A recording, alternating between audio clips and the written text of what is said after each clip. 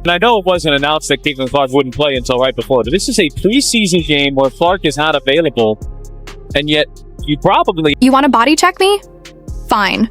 I'll just put up 21 points. That was Sophie Cunningham's perfect answer after Mystics rookie Kiki Aran sent her crashing down with a hard foul that could have seriously injured the Fever's newest asset. This proves there is an agenda against the Indiana Fever. There is an attack agenda. In a fiery preseason showdown that felt more like a war than a warm-up, Indiana revealed a side we didn't get last year: grit, unity, and a refusal to be bullied. Without Caitlin Clark, out with a sore leg, the Fever sent a strong message. They're not backing down. This was the beginning of a tougher team, and players like Cunningham, Hull, and Bonner led the charge. In this recap, we'll break down the key moments, Sophie's fiery revenge, and how Washington reacted afterward. If you're riding with Indy, drop a spicy Sophie in the comments. Let's jump in. This is the first time we're witnessing this. They're attacking Sophie Cunningham just like they did Caitlin last year. There is an agenda against this basketball team, and I'm calling it out right now. The league better step in immediately. They better step in immediately. We better not be dealing with what we dealt with last year with Caitlin. What do you do when your biggest star sits out? That's what Indiana had to figure out as they started preseason without Caitlin Clark. It wasn't just a day off. Clark hadn't missed a game in over 5 years, through college and her early WNBA days. Coach Stephanie White made the call, calling it a smart long-term move since Clark had tightness in her left leg. It was the right decision looking at the full season, but it left Indiana exposed for this game. The first quarter was ugly. Indiana came out flat while the Mystics sprinted ahead, 24-13. The Fever's offense had no rhythm, and they missed shots they should have hit. They looked out of sync and slow. The gap stretched to 15, and fans watching had to wonder, was this game already slipping away? I mean, look, the biggest thing is we got to think long term. Like, we got to make sure that we're not putting Caitlin at risk for injury. We're not putting our team in a position, where we're thinking short term and not long term. It's a long season, 4 more games than last season. So we want to make sure that we're extra cautious and put her health and wellness first and foremost. And honestly, it's been one day at a time. How she's reacted to treatment, how she's reacted to workouts. So positive progress is being made, but we can't be short-sighted. From the opening tip, Washington smelled blood. The Mystics played aggressively and went straight at the Fever, trying to overwhelm them with pressure. With Clark on the bench, they saw an opportunity and went hunting for weakness. Indiana looked shaky and Washington pushed harder, ready to dominate. This team came out very slow, very lethargic, very stuck in the mud, very dragging ass, didn't have energy to them, didn't have flow to them. But then Lexi Hull checked in, and everything changed. Coming off the bench like a spark plug, she brought hustle and turned the momentum. She racked up 4 steals that messed up the Mystics' flow and dropped 13 key points. Kelsey Mitchell said Lexi brought the exact kind of energy they needed to keep fighting. Stephanie White seemed frustrated. We were down 15. Stephanie White called the timeout, and she must have stuck her foot up her team's ass and said, you see this arena? You see all these fans that came to watch you guys? 12,461 people. They didn't come to watch you guys bullshit. They didn't come to watch you guys drag ass. Let's play some defense and let's get it together offensively. Despite being down big, the Fever didn't fold. They showed a quality they lacked last year: resilience. Instead of sulking over Clark's absence, they found fire. Others stepped up, defense got sharper, and suddenly the big lead started to shrink. The game turned into a real battle. Lexi Hull looked the most confident I've ever seen Lexi Hull look. Lexi Hull looked the most confident I have ever seen Lexi Hull look, putting the ball on the ground, taking it to the rack, shooting threes, middies, turnaround fades. Whether they went in or not, we can get into that another day once the season starts. But the fact that she's confident enough in her game to where she's at least willing to try to do something to make the offense happen, to create points, to create confusion among the defense. How did they make up for Clark's 20-point gap? It wasn't one player, it was hard. A bunch of players stepped up and pushed back, But then, the game took a nasty turn. Midway through the second, Kiki Iran body slammed Sophie Cunningham while fighting for a rebound. It looked like an intentional cheap shot. Sophie Cunningham and Lexi Hull, these two players. Sophie Cunningham gave us 21, Lexi Hull gave us 13. The Blonde Bombers is what they're calling them. We were down 15 in the first half. Why were we down 15? We cut it to within 3 at halftime. It was a dirty move. More WWE than WNBA.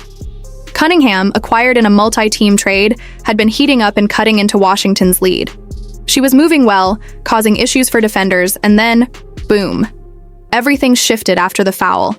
Fighting for a board, Iran grabbed Sophie and slammed her down hard. The crowd went silent. Players froze. Then Sophie popped right back up and got in Iran's face without flinching. The fight was on. And I know it wasn't announced that Caitlin Clark wouldn't play until right before, but this is a preseason game where Clark is not available, and yet you probably... "You don't do that! You don't do that!" Cunningham yelled, loud enough to echo through the arena. Refs rushed in to break it up, but the tone had shifted.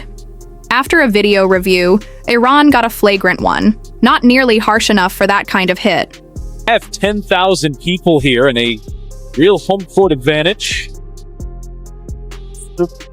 That's Sophie Cunningham. There you go. I mean, she's right there saying, "Don't you do that." She's telling the rookie right now.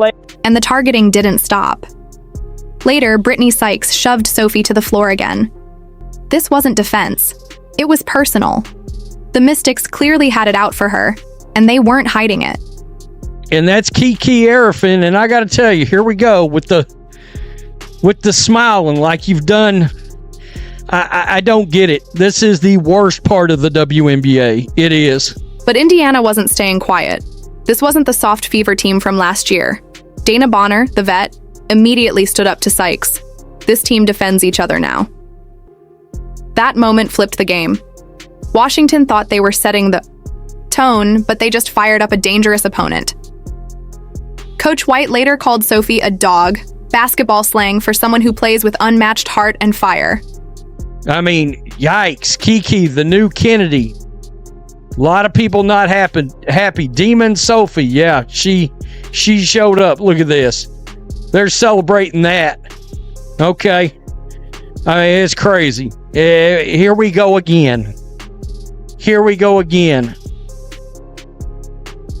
She's yelling while Kiki's laughing in her face. Never seen a rook have a vet so rattled. Why did the Mystics get so physical? Were they frustrated? Trying to shake up Indiana? Either way, it totally backfired. Instead of rattling Sophie, they ignited her. Instead of breaking the fever, they pulled them closer together. Sophie answered, in the best way, by dropping 21 points and leading a massive rally. This was another one right here. This was Brittany Sykes, and DeWanna Bonner got involved in this one. She did. Little standing on business. After the slam, Sophie flipped a switch. Her anger turned into cold focus. She attacked hard, hitting jumpers, driving to the rim, and draining threes. She made 6 of 11 shots, an elite 55%. From the line, she went 7 for 8, nearly 88%. It wasn't just a big game, it was a smart one. Cunningham didn't just score, she hustled like mad. 8 rebounds, countless loose balls, non-stop movement. Coach White's dog comment wasn't about barking, it was about heart. Sophie gave 100% on every play, and it lifted the whole team. In the fourth, the Fever's comeback kicked into gear, and Sophie led the charge. That 15-point Mystics lead? Gone. The game went to overtime, where Sophie closed the deal. She owned those final moments. Buckets, rebounds, free throws. She did it all while the same defenders who tried to intimidate her stood powerless. Coach White was all in. She raises the level the moment she's on the court. Even from the bench, her leadership is felt. She's our spark. The irony? The one player Washington tried to break ended up burying them. Slam her, shove her. She responds by winning. Oh my God.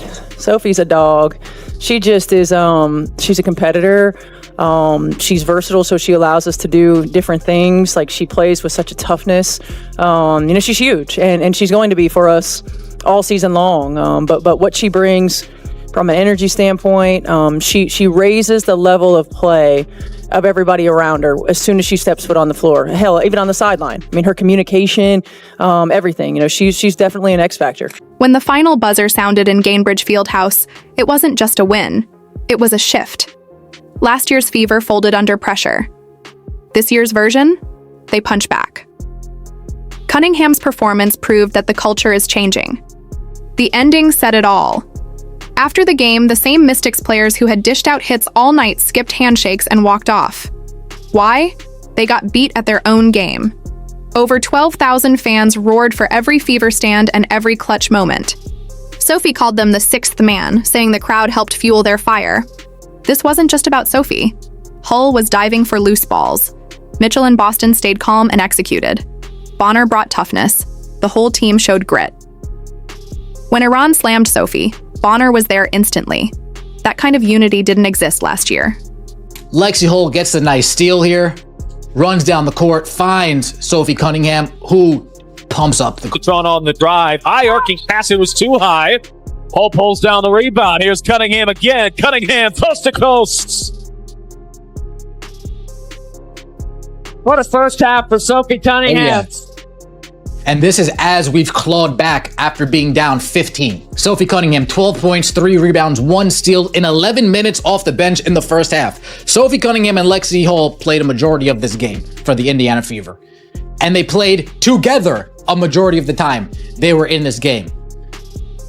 Sophie Cunningham showed exactly why we brought her in here. We won that trade hands down.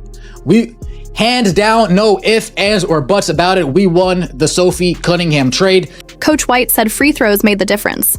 The Fever nailed 27 of 28, an incredible 96.4%. In a tight game, that's a game winner. Defense also locked in. I loved our full court pressure, White said. Our defense gave us a shot to win. This was bigger than a preseason win. It was a statement. The Fever are done being pushovers. The Mystics tried to bully them and failed. Instead of folding, Indiana rose. No wonder Washington walked off. They just watched the rise of a fearless team. This win showed us something deeper. The Fever aren't just Caitlin's team. They've got fire, pride, and grit. When Clark returns, she'll join a squad already tough. With Cunningham, Hull, and Bonner, this team has swagger. The message is clear. Try to bully Indiana and you'll regret it. If you're riding with the Fever, type Spicy Sophie below. Like, subscribe, and hit the bell. We'll see you next game. Austin looking backdoor and got it to Cunningham. You guys know what else we're seeing in all these videos? Movement. AB. Up there comes Kelsey around the top. There goes Lexi Hull, backdoor. Sophie Cunningham, backdoor. Lexi Hull goes back out to the corner. God forbid, folks, we are seeing things that we haven't seen at all last season playing out of this world. Made me feel good. I saw ball movement on offense. Made me feel good. I saw no volleyball passes on. Made me feel good. I saw fight from everybody that was on the court at once. There was no 4 versus 5 when it came to fight, heart on the. We weren't lacking that today. We weren't lacking heart at all. And in case people thought this team might be lacking some heart, you got one thing coming to you. You think you're going to be pushing around Sophie Cunningham like that? Don't worry. Sophie, I got this.